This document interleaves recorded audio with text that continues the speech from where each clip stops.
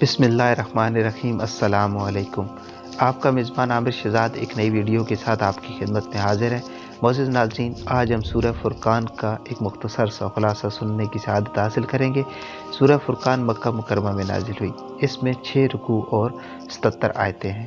اس سورت کی پہلی آیت میں لفظ الفرقان مذکور ہے۔ اس مناسبت سے اس سورت کا نام سورہ فرقان رکھا گیا ہے۔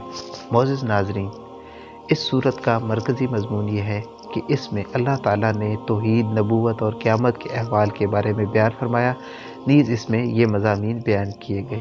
نمبر 1، اس سورت کی ابتدا میں اللہ تعالیٰ کی تعریف و ثنا، اس کی عظمت و شان، اولاد اور شریک سے رب تعالیٰ کے پاک ہونے کو بیان کیا گیا۔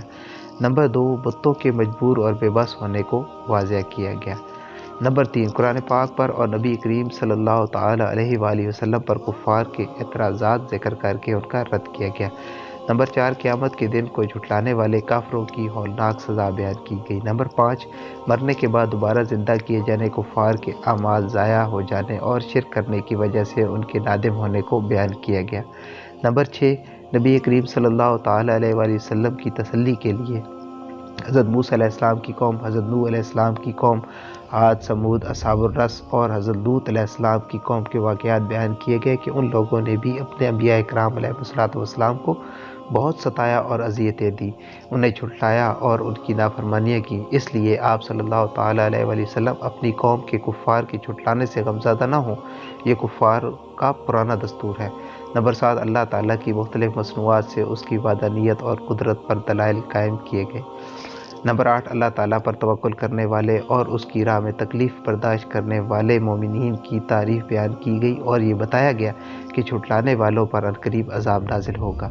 معزز ناظرین، سورہ فرقان کے اپنے سے ماقبل سورہ نور کے ساتھ مناسبت یہ ہے کہ سورہ نور کے آخر میں بیان کیا گیا کہ زمین و آسمان اور ان میں موجود تمام چیزوں کا مالک اللہ تعالیٰ ہے، اور سورہ فرقان کی ابتدا میں زمین و آسمان کے مالک رب تعالیٰ کی عظمت و شان بیان کی کہ وہ اولاد سے پاک اور اس کی ملکیت میں اس کا کوئی شریک نہیں۔ نیز سورہ نور میں 3 طرح کے دلائل سے اللہ تعالیٰ کی وحدانیت کو ثابت کیا گیا۔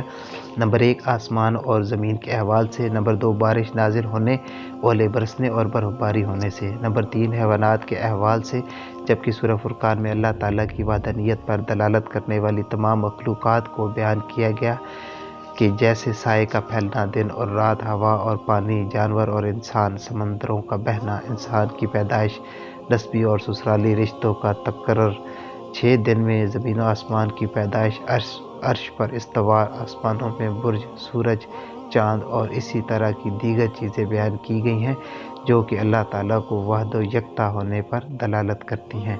معزز ناظرین، اللہ پاک ہمیں قرآن کریم کو پڑھنے، اس کو سمجھنے اور اس پر عمل کرنے کی توفیق عطا فرمائے۔ معزز ناظرین، اگر آپ کو میری یہ ویڈیو اچھی لگی ہے تو پلیز اسے لائک کریں اور دوسروں کے ساتھ شیئر کریں، اور ہمارا چینل اسلام کا نور سبسکرائب کریں۔ اپنا اور اپنے ارد گرد کے لوگوں کا بہت سارا خیال رکھیں۔ اللہ حافظ۔